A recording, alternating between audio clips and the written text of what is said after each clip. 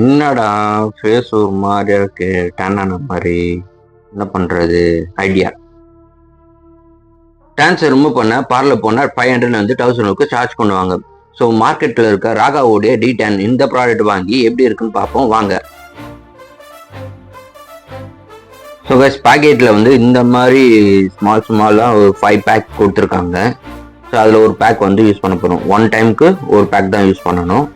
So நம்ம application பண்ணுறதுக்கு முன்னாடி நம்மக்கிட்ட கிளென்சிங் இருந்தால் கிளென்சிங் போட்டு நம்ம ஃபேஸில் இருக்க டஸ்ட் எல்லாம் ரிமூவ் பண்ணிடணும். ஸோ இன்கேஸ் நம்மக்கிட்ட கிளென்சிங் இல்லைன்னா வீட்டில் இருக்க நார்மல் சோப்பையே வச்சு நம்ம ஃபேஸ் வாஷ் பண்ணிவிட்டு அதுக்கப்புறமா நம்ம இந்த க்ரீம் அப்ளிகேஷன் பண்ணிவிட்டு ஒரு 15 மினிட்ஸ் விடணும். ஸோ இந்த 15 மினிட்ஸுக்கு அப்புறம் இதை வெயிட் பண்ணி பார்ப்போம், எப்படி இருக்குது பார்ப்போம் வாங்க.